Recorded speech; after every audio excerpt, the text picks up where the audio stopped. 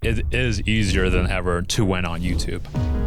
When you take YouTube Shorts from your Instagram account, TikTok account, and those shorts don't represent the actual content that can be found on your channel, then that's what's really destroying your channel. Today, we have a rare privilege of learning from the YouTube strategist behind Dave Ramsey and his media empire. How did Ramsey Network go from 20 million monthly views to over 100 million? So really, it comes down to short strategy. And really, it's 3 pillars. This might be the best podcast we've ever had. Our YouTube Shorts are only created from our top performing videos. And I'll quickly dive into kind of how we do that.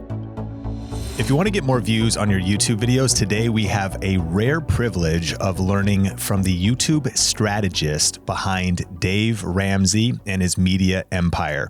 Right now, just on YouTube, they're generating over 100 million views plus per month, and sometimes it's much larger than that. And then when you multiply the media across platforms, the numbers get crazy. But in this video, we're going to be learning tips that you can apply even as a small or new creator, as well as perhaps a business owner or somebody that wants to scale and grow a media company. And so I'm sitting here with Connor Wangner. How you doing? Good. Thanks for having me, Sean. You nailed my last name really well. It's a tough one. Well, I appreciate you. And we'll get a little bit into your backstory and your journey, but let's kick it off. How did Ramsey Network go from 20 million monthly views to over 100 million? So it's kind of a long story, and really excited to share the data behind it, because even I asked the leadership team, like, are we okay with like leaking this information out? Because I look around, I'm like, how's nobody else doing this? So really, it comes down to short strategy. And really, it's 3 pillars, and I've written down right here. The first thing we do, which is crazy, that it's as simple as this, is all of our shorts are strictly made out of our top performing videos. So we'll use the Ramsey show as an example. So right now, we publish 2 highlight videos a day, and that's around 60 a month. The vast majority of those are average, above average, some are below average. Whenever we look at our YouTube short strategy, we're only creating YouTube shorts out of the top performing highlights. The second thing we look at is each of those YouTube shorts is then linked to the top performing video of that YouTube short, if that makes sense. And then lastly, we're also looking at the swipe away rates, and we're making sure those are at least 70% or above. And I know that's really kind of tactical and in the weeds, so to speak. But no, it's great. That's our secret strategy. And for people that might be new to this, there's a feature on YouTube Shorts called related video. Yep. So when you post this YouTube short, it's linking back to the full conversation in the highlight. Yep. And anybody that posts a YouTube short, you could link to any video really, but that's what you do there. And then you did say though that if the swipe away rate is underperforming, do you delete it? Or do you just try to learn from it? That's a great question. And I love food analogies, so I'm going to hit you with a food analogy. So YouTube has made it very clear that when it comes to YouTube Shorts, it's essentially bridge content that actually is supposed to lead to your long form content. And so just like you get free samples at the grocery store or at Costco or your favorite location, you want the samples that you're giving out for free to really represent your best products. And those samples also need to represent the actual full product that people can expect from your YouTube channel.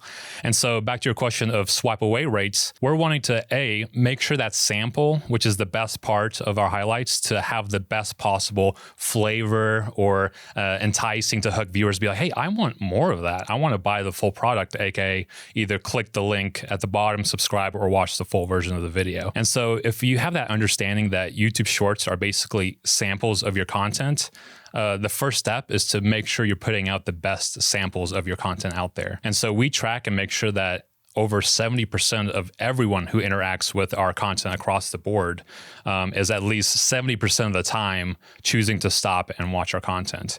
And truthfully, we're going to move that up to 80 over the next few months. And so we're never stopping innovating in that sense. But when you kind of simplify it from a human behavior, all we're doing is putting out samples. And if you're going to do that, why not use the best parts of your content to do that? What is the conversation that you're having with the team to get it from 70 to 80? What levers would you be pulling? So one YouTube Shorts hack, and quite simple when you think about how you yourself or your audience interacts with YouTube Shorts, you're sitting there swiping. And on average, you're there for 1 second to 3 seconds. So one of the mindsets that I really have our editors take is treat the first 1 to 3 seconds of each YouTube short you're creating as its own separate video, because that 1 to 3 seconds is the section where people are going to choose whether or not they're going to watch the whole short. And then that's where it kind of dominoes into, okay, after they choose, then hey, it's actually the best part of a highlight or another video you already published. And so the conversion rate from YouTube shorts to people subscribing and consuming our actual content is super high because of that strategy. Now, I was watching some of Dr. John Deloney's shorts, and man, some of the craziest conversations that he'll have. But what I noticed was it's really just the clip. It seems edited up. It's intentional. These are crushing in terms of getting views. The related video of the full conversation that it's from is linked to that, but there's no call to action.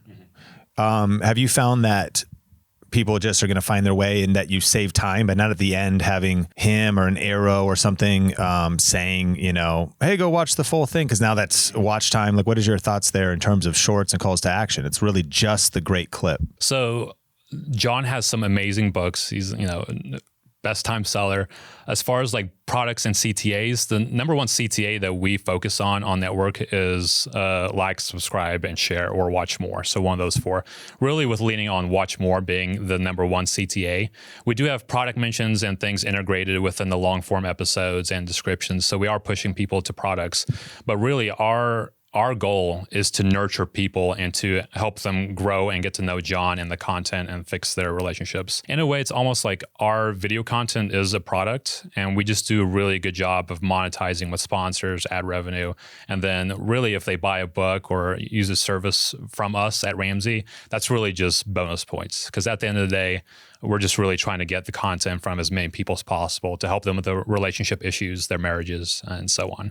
So hopefully that answered your question. Well, that's very insightful. But I guess my question is not a call to action to a book or something, a call to action to the full length video. Gotcha. It just starts and stops, as opposed to taking more time, which would be an audience retention drop off. So what would you, if you were coaching somebody else that's starting a YouTube channel, like if I had a short that was 40 seconds and I deliver the content and then I go, hey, want to watch the full video? Just click right here on the related videos. Yeah. So that versus just the great clip that just ends when it's over or whatever. Yeah, that's a great question. That's one of the things we're trying to figure out. Whenever we've tried to do custom, like, hey, if you like this video, click below on our long form highlights or shorts, retention just plummets. Right. And then we've also tried to add a little section that says click here for the full video.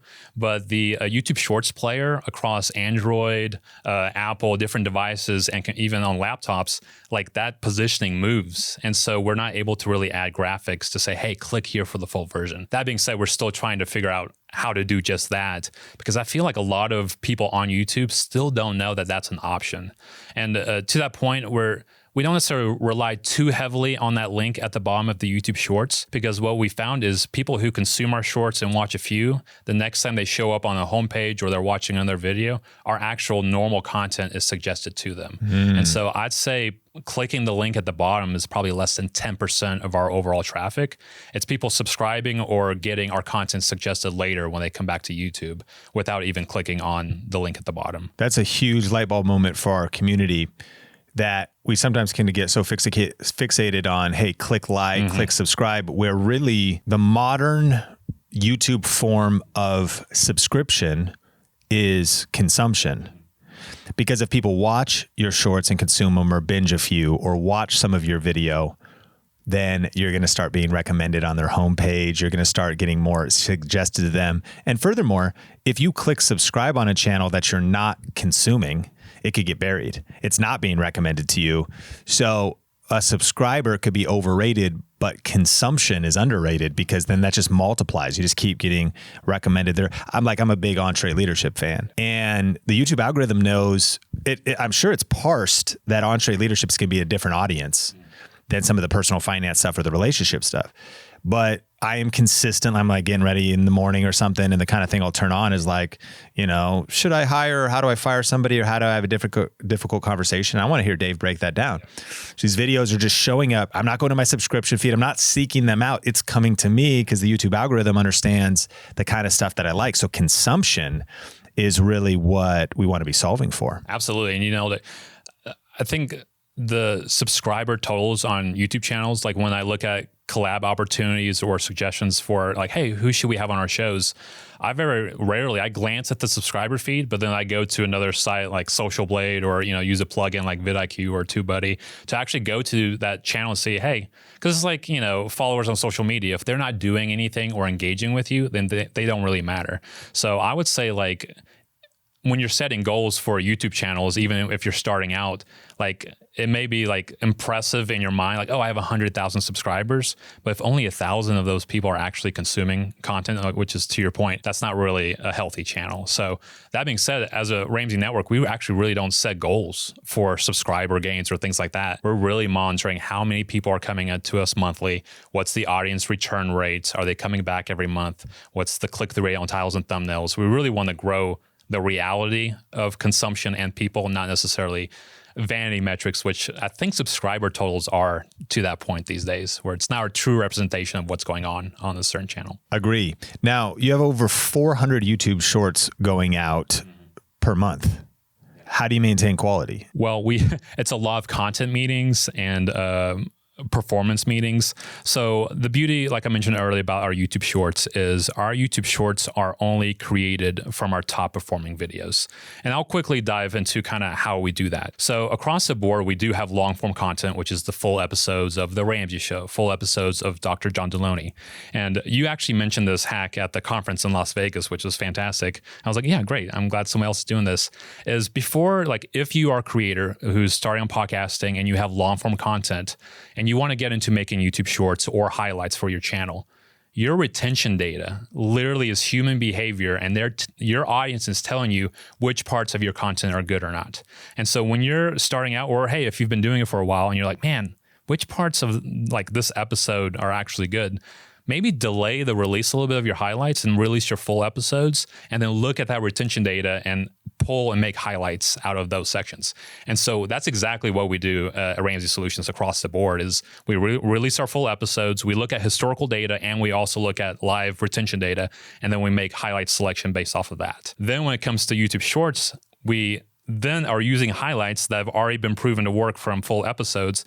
Then we look at retention data on the highlight level, the shorter form content, say, okay, where in these top performing highlights are we going to pull the best YouTube shorts? And we do the exact same thing where we're like, hey, here's the 3 areas where people repeated the most in this top performing video. Let's create YouTube shorts only out of that content. And so every single YouTube short you see us release, like 300, 400, we're adding more and more every month. So I'm even losing track of how many we're doing. Every single one of those is from a top performing video, from a top performing section in that specific video, from a top performing area within the long form content. So the goal for us, and really should be for any creator, is to remove any sense of guesswork. It's 80% of what we put out monthly. I can pretty much guarantee what it will do, above average, below average, because we've done it so much. And one of the misconceptions that people have is like, oh, channels who upload a lot, that's why they're winning, because they're uploading a lot. And I've seen channels do that and they just dive bomb. In reality, what high output helps you do is fail quickly. And as long as you're failing quickly and learning and changing and updating like what you're doing, that's really the secret sauce. And so, while we upload a ton of content, a lot of the principles of how we're doing it can absolutely be applied to channels who upload weekly or twice a week or 3 times a week. And so if you're hearing that number and you're like, man, I don't upload anywhere near that many shorts or highlights or full episodes, just know the principles are still there. And of course, you talk about them all the time. So yeah, I mean, 99% of creators are not doing that, and they need to start immediately. Yeah. And I think that one of the tools to look into for listeners is your analytics. You can see intro retention. How much are you holding in the first second? You can see spikes and dips. And what you're talking about is going to the spikes of long form videos, which takes 3 days to get the info. Yep. And then if you get those or your clips, then it's going to, you upload those. That's going to take 3 days. Yep. So you just broke down also, man, that's such a powerful strategy to be patient, let the data come back. And even small creators are going to get that audience retention curve. Yeah, absolutely. And so you can then go back, you find maybe a clip that you could repurpose and then a short that you could repurpose based on those spikes. Such a high level strategy. Now you're also posting a ton of YouTube videos with over 200 YouTube videos going out. How do you maintain quality? But first break it down. What are these 200 YouTube videos? What channels? What personalities? 200. Yeah. Like what's happening? So the Ramsey show, as an example, we do 2 highlights a day there. With Deloney, we're approaching 2 highlights there. It comes down to how frequently a certain channel or show releases full episodes. So the Ramsey show, as an example, we have a weekly show Monday through Friday. So our ability to test things and fail quickly is a lot easier on that channel. Same with Deloney, the Dr. John Deloney show. And that's live. So Dave Ramsey show is live 5 days a week. How often is Dr. John? He's Monday, Wednesday, Friday, full episodes. So there's 3 full episodes. Are you saying over 200 YouTube videos are going out just clips, or counting the live streams? Counting the live streams, the highlights, and full George episodes. Cannell does proper YouTube videos. Correct. And Rachel Cruz does YouTube 3 videos. Yeah. 3 YouTube videos a week? A week, correct. Yeah. Like tips, sitting at a couch, like different. So they're all different styles throughout the different personalities. Okay. So add up all the clips. This is just long form. So live streams, clips, and then proper edited YouTube videos that are less than a talk show or something. That's 200 uploads. Okay. A month. How do you maintain quality on those? So I've been here for 11 years. And the beauty is on YouTube, you have data for every single video you've ever published. And so I always like to say every single upload that you create is either steering your channel up or down. And that really keeps everybody on the edge of their seat, because you can't really relax, so to speak. Because, if you do a negative upload, I've heard YouTube say this is not the case, but I've seen it time and time again. If you do some weak uploads, the next one that may be strong is actually going to be impacted because, you do not maintain that consistency. Graham Stephan just said that. Yeah, YouTube denies that. They say, hey, every video is judged on its own merits. Graham Stephan said YouTube is a momentum-based platform. Correct. So that's your last few uploads. I think he was also talking about shorts. And then I wonder if a lot of things maybe are a hybrid of the two. It could be, it's real people, that's audiences. So is it actually that YouTube is penalizing you, or just the last people that were clicking? If the last time they were kind of dissatisfied, or if they felt dissonance in your brand, maybe dishonesty or just clickbait. Well, man, you got the click, but you lost trust, so they don't want to click on your next video. Anyway, but in your opinion, would you say you have data that reveals that? Oh, absolutely. And my team's job is we live in that data 24/7. It's our full-time job.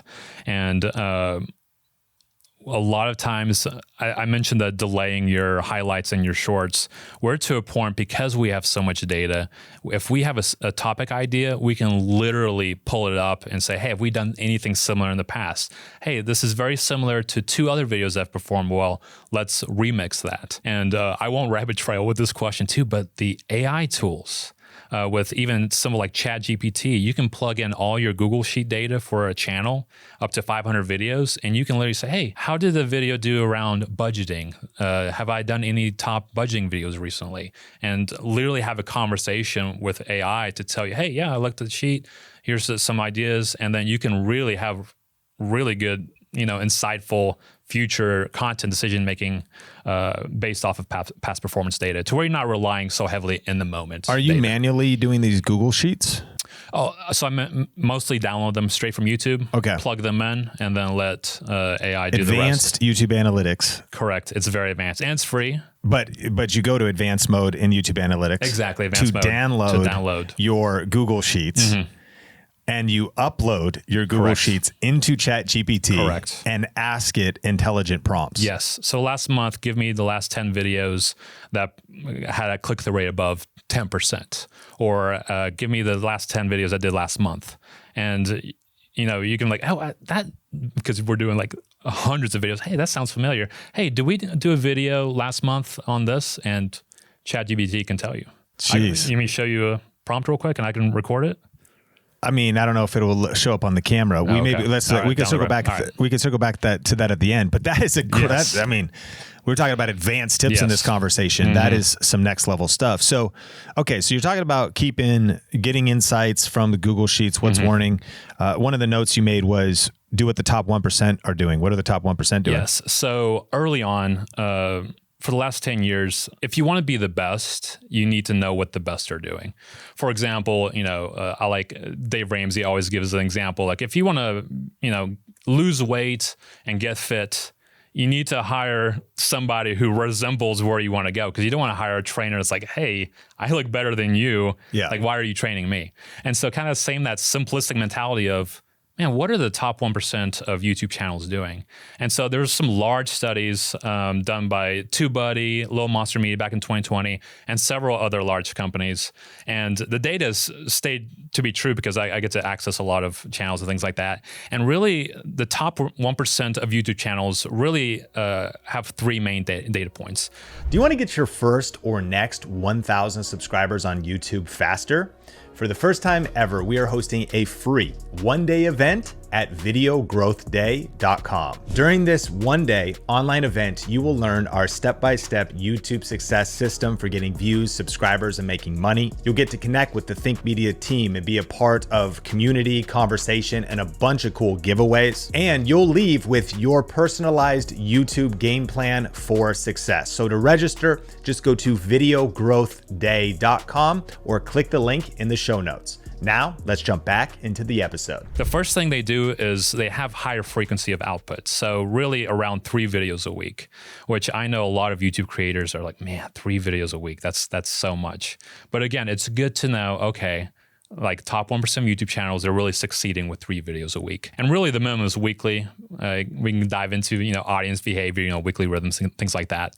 The other thing was the optimal length for those YouTube videos ranged from 7 to 16 minutes long.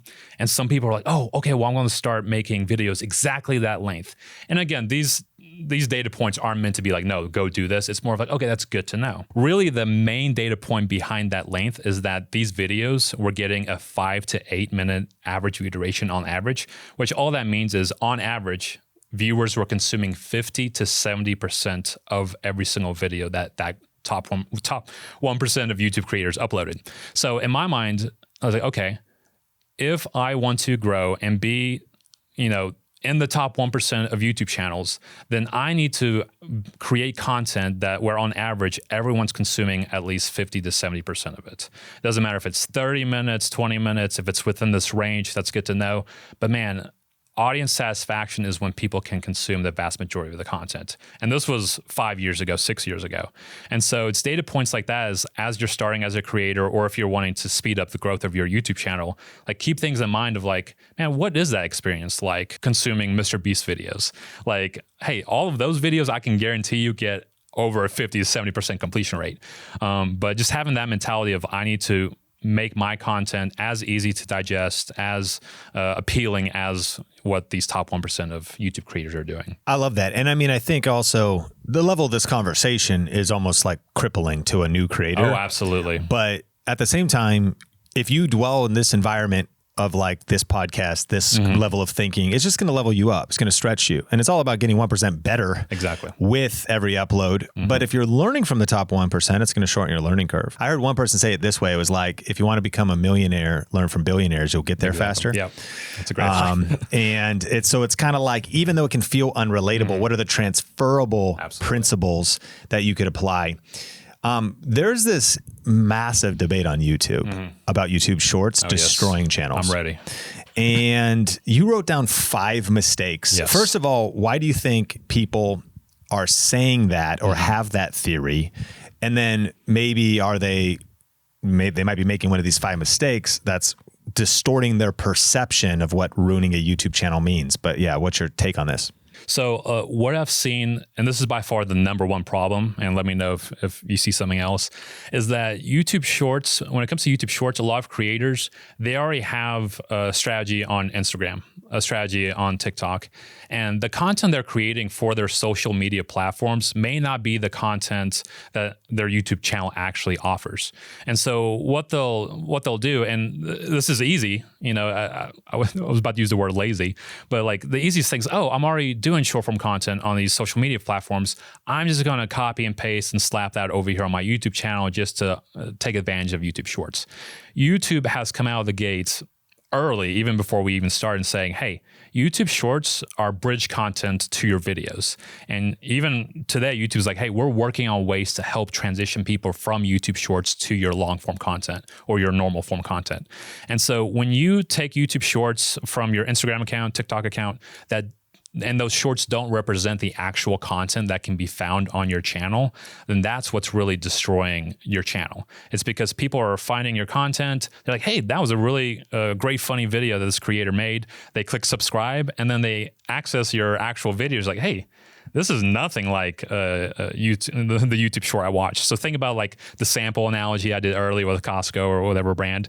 Imagine getting a sample. You're like, man, that's so good. I want to buy the full box. And then you get that box and it's like, it's not the chocolate cereal you just sampled. So in a way, that's really what's happening with a lot of creators is they're taking content, they're putting it up as YouTube shorts that don't represent the actual content that their channel offers. And while it may be easy, that's really the thing that's destroying their channel, so to speak. So mistake number one is they're uploading social videos. And so for some people, they're like dancing on Instagram, pointing to words. Yeah. Or it's kind of just more broad appeal or something. Like I got the vertical video, why not upload it as a short? Correct. But mistake number one is they're uploading social videos as YouTube shorts that do not reflect the actual content their channel offers. Yep. Mistake number two is they're not monitoring the health and improving the effectiveness of the YouTube shorts. So what do you mean by that? So back to the hacks I mentioned earlier, such as do your YouTube shorts or your free samples, so to speak, do they represent the best parts of your YouTube channel? And one thing I haven't heard people say, and this is really a game changer if people can really grasp their mind around, is for the longest time, and you can probably agree with this, titles and thumbnails have been the largest barrier to overcome for all creators. Because a lot of times I remember early on, we'd make some videos like, man, if people were just to click this video and actually see what this video has to offer, like they would be so impressed. But like, I'm trying to figure out how to get people to click the title and thumbnail to begin with. And really with YouTube Shorts, it has completely removed that roadblock to where it's like, no, people are swiping and you can literally take them to the best part of your content. And so you can't really blame your titles and thumbnails anymore for like your lack of growth. And really, I would say the reason why we're seeing so much success is because not that our titles and thumbnails have ever been bad, but you just got to see some of the things that we're doing to truly believe it. And so if you're a creator and you've always struggled with good titles and thumbnails, then I'm so excited for you to try out YouTube Shorts because it fully removes that barrier and lets you put your best foot forward every single time if you want to when it comes to publishing content. So then mistake number three is not linking your YouTube Shorts to the full version of the video. And you talked about this later, that's using that related video feature. Correct. Yeah. And again, because YouTube's going to probably build out more features. My thing is always use the features that YouTube is building out because they're doing it for a reason. And anytime there's an opportunity for us to take YouTube Shorts audience and move them over to our normal content, then we're going to do that. I'll add a little note. You'll notice a lot of times with TikTok influencers or people who are influencers with short form content, whenever they have rallies or they want people to buy their book or come see the event, those creators have always struggled because true connection and life change happens when you spend time with people. And so in our minds at Ramsey Solutions, the life change and the hope and the education we have to offer is not going to happen in these 60-second vertical videos. It's crucial for us to roll those viewers over to our actual content where we can truly connect with them, where they can truly learn about our personalities and what we have to offer. And so I would say, as you're building out your strategy, make sure in the back of your mind, you're like, hey, I want these YouTube Shorts to bring people to my actual content because that's really where the life change and impact happens. That's a huge point. And I think probably the big idea there too is that if you're just pulling vertical videos from wherever and just adding whatever video to related features, you are doing it wrong and you're falling short. Mm-hmm. Because you would want YouTube Shorts. Yep. So because you think, does even this YouTube short naturally connect to this related video? Is that same experience? I've heard even some people say you kind of want it to be the same feel, the same look, exactly, the same brand. Yep. Because again, you normally shoot in front of your computer with a crispy camera and a USB microphone, but your shorts are from your phone. Correct. That might work, but it's like it has such a different feel. They just went into two different worlds. I love this because what you're saying is like reverse engineer the whole thing. And where actually the depth is, where actually the community is. You reference some of the stories of sometimes at VidCon, TikTok, huge multi-million followed TikTokers have nobody show up for their meetups. Exactly. There's no depth there. And, it used to be that like content is king, but really these days it feels like community is king. That's so true. Yep. Because if you actually have connection, so make sure you're thinking about architecting your shorts, linking those over. And then mistake number 4 was not publishing YouTube shorts frequently enough. What do you think the frequency should be? So this, again, Ramsey Solutions, we do a lot here. What I've seen time and time again and across all 7 YouTube channels when we've rolled shorts out is a daily frequency at least. And really the momentum starts to build after 30 days and really continues to compound past 90 days. So if you're publishing 1 or 2, it's kind of a lot like with video frequencies. Whatever you do it consistently. But if you can get to a level of doing 1 short a day, and that's going to compound a lot. And if you think about it, 7 YouTube shorts may sound like a lot. That's 7 minutes of content. And if you're doing it right and following kind of similar mindset that we do at Ramsey, it should be 7 minutes from content that's already edited, that's already available on your YouTube channel, that you just kind of splice up the best moments from, and you feature that. And what we've seen is our highlights, our videos range anywhere from 7 to 9 minutes, and we can normally pull 3 to 4 YouTube shorts out of that one video. Again, because a lot of our shorts are sometimes 30 seconds, 40 seconds. So that being said, don't let that daily 7 a week scare you. If you're publishing, 1 to 2 videos a week, you can easily get daily short strategy up and running. Well, here's maybe a hard question on that though, that might parse some things out, because I think for some people, if you're a video podcaster, if you're a live show host, you're creating enough consistent content. And if you apply what you're talking about and wait for those spikes, then those spikes become the clips, and then the clips can become shorts. But if you're George Cannell, is he doing 7 shorts a week? He's doing 14 a week. He's doing 2 YouTube shorts a week. And he's doing 14 YouTube shorts a week, but are they coming from his long form videos or other stuff? They're coming only from the content on his YouTube channel. And here's the beautiful part. And he's not. So I'm thinking about just the listener, because they might say, well, I'm not a video podcaster. Like I make a normal YouTube video, talking head, TED tips for cooking, correct? Some real estate tips. George is doing the same. He does not have a podcast. Correct. He does not have a live show. Correct. But he is making like thoughtful videos. And so you're saying apply to those as well. Is there different cut-ins or cut-outs, or are they just able to be pulled out of that episode? They're being pulled out of those 3 videos a week. And what's helpful too is when you're thinking about YouTube short strategy, if you've been doing YouTube for a few years and you have a lot of evergreen content, you can actually start creating YouTube shorts for your evergreen content, because that's meaning go back in your library. Exactly. So that's what we are doing with George. It's actually a hybrid model of we're looking back at videos they posted last year that were top performing, and we're creating YouTube shorts out of those, and also watching his new videos as they release and cutting YouTube shorts out of those.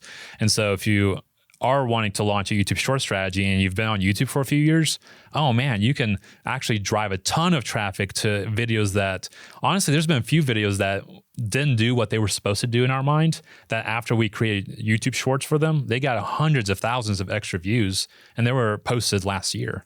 And so it can be a hybrid model. So you cut the short, uploaded the short did well, related video. Correct. And then it revived the old video. Exactly. And so the suggest and browse traffic started picking up on those videos. And it's almost like YouTube Shorts jumpstart. Even though they stop driving traffic to those videos, they jumpstart and like bring the life back to them. And then they continue gaining momentum. And so, yeah. From my studies, the click-through rate though on the related video is never that high. Oh no. But YouTube Shorts could get a couple million views. Exactly. And so a 2% click-through rate or 1% on a couple million views is great. And then to your point, what you're doing there is you're just kind of priming the algorithm a little bit for browse and suggested. Correct. Yeah. There's really three main benefits. One is exposure to the brand and the personality. The second thing is if they subscribe. The third thing is if they actually click the link at the bottom and go watch a full video. And then really the vast majority of the traffic is after you watch a few shorts, our content gets suggested to those viewers for the first time ever. So there's a lot of magical things happening when people are interacting with your YouTube shorts. I also might go, I think, because if we dig deep on this, I know that anyone who's really obsessed with this YouTube world might see, like we just had some breakout shorts. And the reason they broke out was they were from long form podcasts. They still link back to the episode. Yep. I still feel good about it, but they were from cuts. They were from stories, trend surfing a little bit, influence surfing. Like I had Chris Doe on the podcast and he would reference like 21 Pilots or he would reference Elon Musk or something. And we're talking about YouTube. So a YouTube tactic would not go viral. But him breaking down something about Taylor Swift did. And we got to the place where in this podcast channel, 1 million views a month were long form, building it up, high quality. The podcast is newer and grateful for that. But we hit like 20 million views in shorts views. And then when we studied, you could see shorts versus long form. And it was 9 out of 10 people were watching shorts only based on that window of time. And so one of the things that was important to me was to not get delusional and just be like, I'm grounded. Like it was cool to have that spike. And a lot of that will be maybe a shallow level of viewership. I feel like at Ramsey, you guys have it so dialed because even if it is kind of a wild story that Dr. John's talking about, it ties back to what you'll actually get. Correct. And then if it's financial stuff or it's about the Fed or Bitcoin or crypto or something, it's going to tie back to the show that you're actually going to get. So I don't know if you have any thoughts on that, but I guess it's the idea that in one sense, it sometimes can seem like shorts viewers are not that serious. They want entertainment and whatnot. But if you're putting out the right kind of shorts, you stay focused. In your case, it would seem like personal finance shorts are going to attract at least maybe a less serious, more just scrolling audience, but they want what they get on the actual channel. Any thoughts on that versus, again, just trimming kind of jumping on a trend and you get a bunch of views, but it might not be your ideal or core audience? I'll into two parts. So one of the hacks that we've realized with YouTube Shorts, it kind of falls back to the mindset of we don't want people just to be YouTube Shorts viewers on our channel. We want them to convert. One of the ways that we really converted people over quickly is really we're leading into our YouTube Shorts not giving a full context or a full complete thought or all of the answer in order to drive massive conversions from our YouTube Shorts to our long form content. And that being said, you're creating a gap. Exactly. Wait, I need completion now. You've opened a loop. You've hooked my attention, opened a loop, but the only way to close this unresolved conflict this storytelling is created is by clicking this related video. Yes. This might be the best podcast we've ever had in terms of YouTube strategies and tactics. We are in. We are deep right now. But I like, Sean, I would have paid thousands of dollars for just to listen to this a few months ago. I feel you. So it's crazy. But if you have your YouTube Shorts mindset of like, okay, YouTube wants people to eventually come over. That's where the life change happens. That's honestly where YouTube makes their money. So they don't even want people to stay in the YouTube Shorts side of things. But if your YouTube Shorts literally just tease or, provide a little bit of education about, hey, if you want the full answer, make sure to click the link below. That's really the what we're trying to create with all of our YouTube Shorts on top of it being from the best moments. But back to your having... And that might be a mistake, not a mistake, but part of our shorts which can do well, they're complete thoughts. Yeah. It's like beginning, middle, and end. There's no reason to go. There's no reason to go. They stand alone and you get the views, but why even click the related video? You got the full...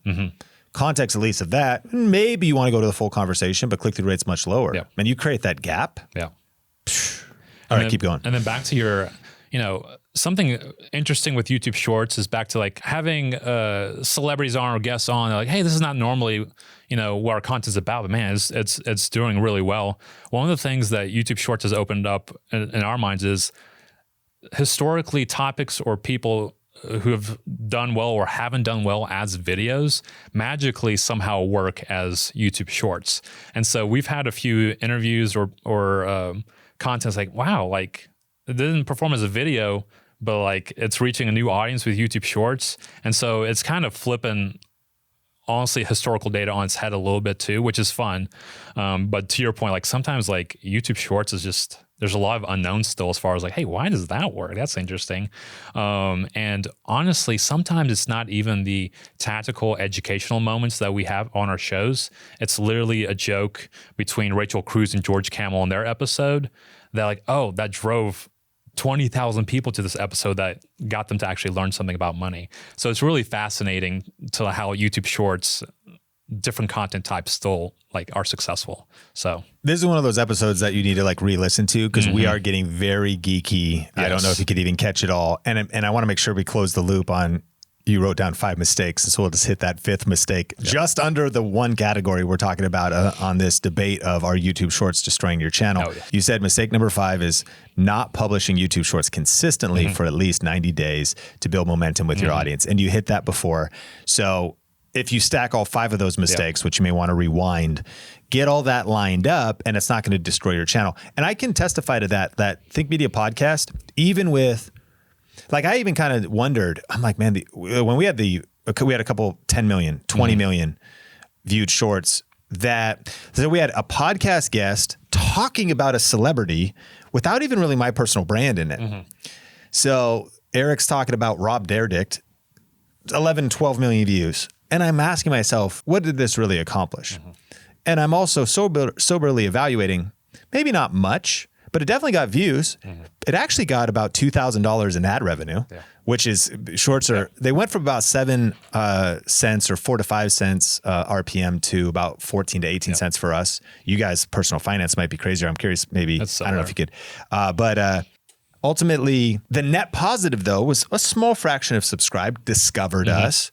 And I'm also thinking though, but that also will be a lot of people who just come and go. And on our analytics, it's more vanity. But I'm also interested in that long form. That's our baseline. That's what we're measuring. And this, from my data-driven perspective, it didn't hurt our long form at all. Our long form, in a way, didn't even change much. It just eclipsed it, and I will admit that it might be, it's my theory that it sometimes can create 2 audiences. Some people who just love to continue to watch shorts and maybe someday you hope to convert them over, but they just continue to watch shorts and being okay with that. I'm like, well, so now as the numbers on Think Media Podcast get bigger, like, whoa, we're at almost 300,000 subscribers. I'm like, yeah, but how many subscribe because of shorts? And so what is our baseline? What is our core audience? And the channel's not destroyed because nothing has been injured. Maybe just some other things have been inflated. And so you're trying to keep the whole thing in perspective. What do you think about my thinking there? Oh, no, that's perfect. And I think the kind of some of the things we talked about, once you have that mindset of, if you know YouTube Shorts should not be a place where my audience gets all the information they need, I need to entice them and tease the content using YouTube Shorts. Like, that's where you're going to start seeing all those conversions to long form happening. But yeah, it should not affect your long form content.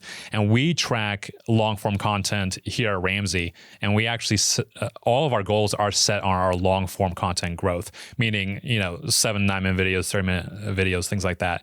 We don't really look at YouTube Shorts uniques and viewership unless they convert over to our actual content. And so, yeah, I fully agree with that mindset where everyone needs to think like that, where it's YouTube Shorts are teasing my content, teasing my ideas, teasing my channel. If you're giving everything away in 60-second increments, then you're doing the YouTube Short strategy wrong. And if you're definitely not representing your own content on the channel by uploading from other social media platforms, that's why people's channels die. So yeah, you nailed it. Yep. All right. Well, the final section of this conversation, which has been super valuable, and if you're listening, you're getting value, especially on YouTube, smash like on this one. And even if you are on audio, I would love to have you stop by and maybe hit the YouTube channel to give some feedback and any future questions, because Connor, you're delivering massive value today. You have a framework of the 3 pillars of a successful YouTube channel. So if you want to start a new YouTube channel or improve your current channel, this is what you recommend. Break this down, the 3 pillars. Number 1 is the creator, host, personality, What does this mean? So the 3 pillars, I really can't take credit for it. I would say it's from a decade of conferences, a decade of conversations with other creators. Really, it can be a little overwhelming when you're either launching a show or a YouTube channel, or you currently have one and you're looking for opportunities to improve of like, man, how do I feel like there's a million different moving parts. And so what the 3 pillars does for you is to really help you isolate the 3 main areas of your content. And that's you as the creator. The second one is the actual content you're delivering, and then the format in which that content is being delivered. So I always like to go extreme. So I'll use Hot Ones as an example. If you haven't seen it, it's a celebrity interview show where they eat hot chicken wings. And as the interview progresses, the wings get hotter, hotter, and hotter. And so, for example, if you want to start an interview show today, this is the most oversaturated interview environment. You can get any celebrity these days to be on your podcast. And so if you were to start one today, even if you had Kevin Hart or your favorite celebrity on, odds are, sure, you would get some views, but there's no way you'd be competing in the space. And so Hot Ones, if you want to look at that, you got the creator, which is Sean, the interviewer. He's really good. The content is usually from a celebrity. So of course, naturally, the bigger the celebrity, the more popular the episode. But really what makes it unique is if a celebrity's on any interview show, I'm probably going to go watch Hot Ones because no other show gives me a celebrity interviewing experience that forces my favorite celebrity, people I look up to or watch on movies, like eat hot chicken wings during their interview. You get to see them cry, laugh. It really brings out an authentic experience in the interview. And so if we were to do the 3-pillar exercise for that show, I would say, hey, yeah, good interviewing, check. The creator's good. The content's good. You got celebrities on, fantastic. Oh man, the format side, how that interview is being delivered, you incorporated hot chicken wings and it just brings out this unique format. And you can apply this filter to any show you watch. If you want to jump to your favorite, I love The Office. So, you got all your favorite characters, the format there is the show's done in an office. If you look at seasons or episodes where they leave the office to go do a camping trip or outside, those seasons rank lower because people prefer to see those characters, Pam, Jim, everybody. It's familiar. Yes, exactly. Yeah, the context, the format is set, and that's where a lot of humor and jokes can rally around. Exactly. And then when you lose a Michael Scott, then the whole show tanks because, again, a lot of that show is reliant on one person and then all these other pillars kind of help support it. So when you're analyzing your own show or you're thinking about starting a new one, look at what the landscape has. So if you're starting a makeup tutorial channel, look at your competition and say, okay, everyone does just the camera in front. They do the makeup, some are doing these unique things, but how can I do a makeup tutorial like nobody else is doing currently? How I can deliver it well, I have good content, but what is that extra piece in the show or content idea where I can bring it to a whole nother level? And so really when it comes to us improving our shows or creating new ones, we always kind of balance all ideas across this filter of, okay, we want this person to be the lead. Okay, what are their strengths? Oh, they have great humor. Well, if that's one of the main attributes and strengths, let's make sure humor is incorporated. Their delivery style needs a little bit more work. They're really good at, knowing the stats. They just need a little bit more help on the delivery side. Let's really focus on that and get that improved. So that way, when we launch the show, that show's solid. And then the format, hey, here's 3 or 4 different format ideas for this show that nobody else is doing currently that can really help us stand out in the marketplace. And so high level, that's really the 3 pillars and kind of the analysis we use to kind of make sure we're competitive in the marketplace. And it's funny, you'll be watching shows now and you can kind of, all right, this show's relying on which one of the 3 pillars? Oh man, the writing and the content's so good. Everything else is kind of, but man, that content's so good. Or, oh man, this person just drives the whole show. The reason why they're successful is this. Or, hey, no, it's an interview show, man. That format is so good. No one else is doing interviews in ice baths. No one else is doing interviews eating hot chicken wings. And the examples can go on. So hopefully that gives you a good grasp of, it's super of genius. how we look at shows. And I think people ask, like, man, how can I stand out or how can I be different by tweaking these different levers? Exactly. Because you just tweak the format and all of a sudden you've created something like people, business is crowded, real estate is crowded, personal finance is crowded. Yeah. Eat hot wings. Yeah. You just created something totally unique in the world, and then stack up. And then I guess as people that are just starting, you might say, okay, start with what you have. Start with your resources today, but level up along the way. Like I've learned that YouTube is a personal development journey. Yeah. My skills as a communicator, delivery, on-camera presence has been an over decade process. Yeah. And so I was getting the views I deserved when I started YouTube. Yeah. But I was committed to personal growth. Yeah. And committed to becoming a better creator, host, personality. And we're asking ourselves, how can we improve the content? And this has really got me fired up because thinking about what new formats could we create. And interestingly enough, you also might be inspired. You just take something that's done, you go adjacent. Jerry Seinfeld has comedians in cars getting coffee. George Cannell launched millionaires in cars getting coffee. Yeah. Totally stole it. Yep. And borrowed. Good artists steal, great artists copy. Yep. I do this live show called Coffee with Cannell. I was thinking, what if I do kombucha in cars with Cannell?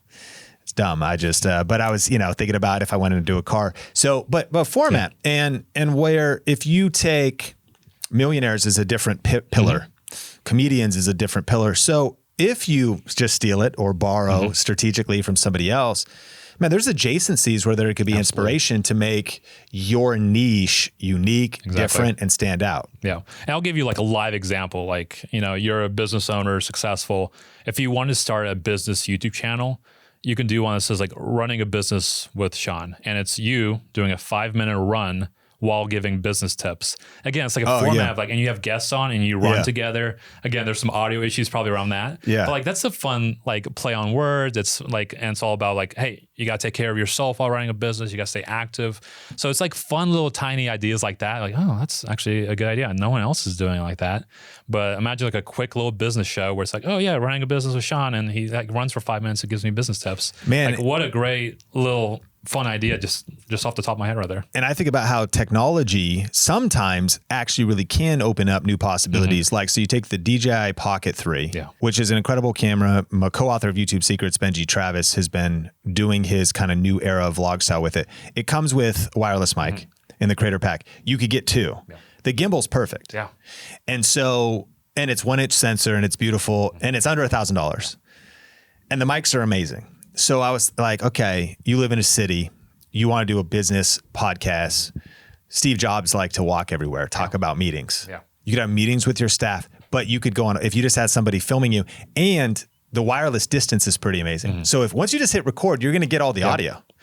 Each guest, boom, and then somebody could be walking, maybe they go between the cars, they go and you walk, and you could just be walking in an interesting environment, or you could be walking in the country, and under $1,000, 3 people, the guest, you, and somebody that probably doesn't even need very good film skills because this DJI is going to like really handle it for you. And you now have an interesting format that also might put you into like, oh, we're being attacked by a wildebeest, I don't know, like different things that could happen. Oh, he fell into a ditch. Oh, get him out. But obviously, especially if you're in a city, I was just like, man, this would be so interesting. We could really be, when formerly you might need a dolly, a DJI gimbal to balance your camera, wireless mics, packs. Yeah. This whole thing is so lean, 4K.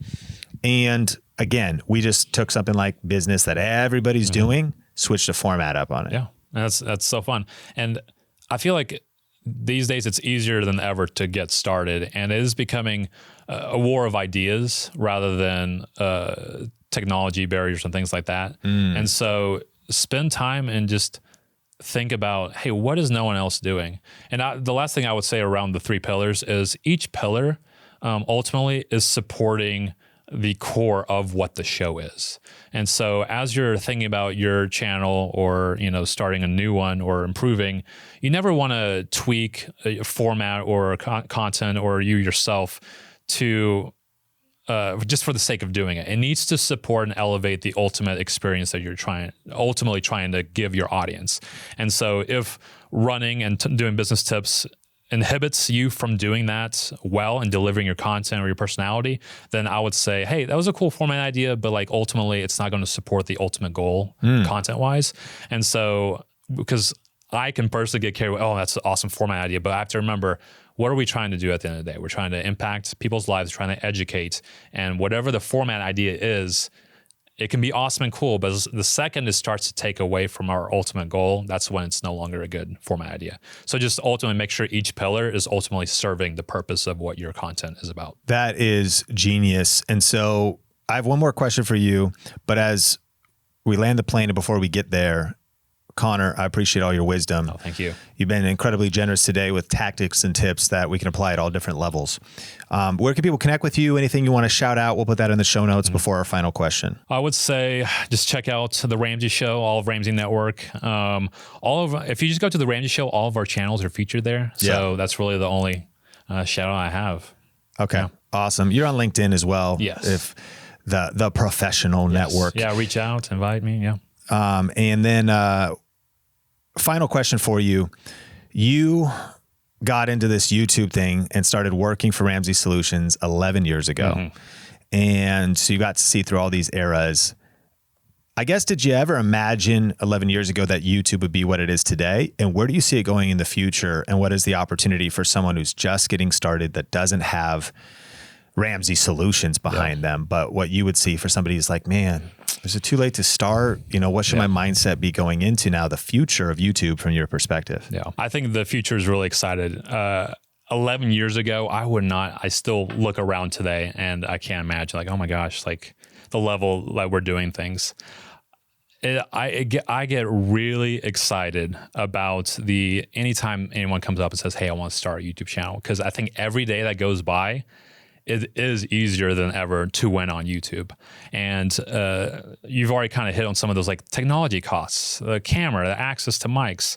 And I tease it a little bit, like the access to free AI tools, content generation, A/B testing, like plugins, like the amount of data and resources you have to fail quickly honestly excites me. And I would say over the last 11 years, and I hope everyone's listening gets this, is that you need to get to a point where you love to fail, like, and fail fast. Like, it actually worries me when things go well too long, because that means I'm not trying, I'm not innovating enough. So look at failure as a learning tool, because everything we talked about today and everything that Ramsey Solutions is today, we're standing on 90% of failure, and what everyone sees, this building, all the shows, all the viewership, is only 10% of all the success that we've done. And the reason we've gotten there is because we've learned to fail fast. So I would say I am so excited, and I would say for anyone who's wanting to start or even improve their channel, it's the best time to fail. That's actually a positive thing. That's amazing. It's the best time to fail. Connor, thank you so much for your wisdom today. Thank you, Sean. It was fun. Well, I hope you got massive value out of my conversation with Connor. And if you did, it would mean the world to me if you smashed like or rated or reviewed or shared the Think Media podcast wherever you watch or listen. And I also want to encourage you, videogrowthday.com is coming up soon. Imagine getting crystal clear on your YouTube growth plan, getting massive momentum for starting or continuing to grow your channel, all in just one day, entirely for free. You can go to the show notes, or you can go to videogrowthday.com to register for this free one-day multi-hour event where you're going to get our step-by-step growth plan that we use at Think Media, as well as massive insight into how to create an unfair advantage on your channel, a bunch of giveaways, a bunch of chance to connect with the community. It's going to be a lot of fun. And so check out the show notes for that and everything else that we shared and learned about in this podcast. And until the next episode, my name is Sean Cannell, your guide to building a profitable YouTube channel, and I will catch you on the next one. Peace.